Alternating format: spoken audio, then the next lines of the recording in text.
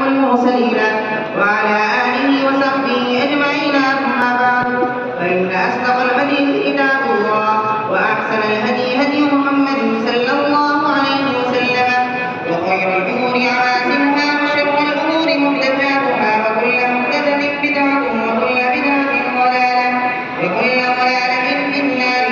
وبالسند المتصل منا إلى الشيخ الإمام الحافظ الحجة أمير المؤمنين في الحديث أبي عبد الله محمد بن إسماعيل بن إبراهيم بن مغيرة بن مقدس بن الجعفي اليماني البخاري رحمه الله تعالى.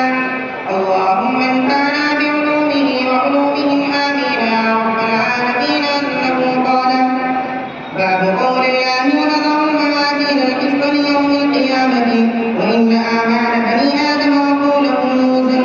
وقال مجاهد: القسطاس والعدل بالأمومية، ويقال القسط مصدر المقسط وهو العادل، وأما القاسط فهو الجاهل.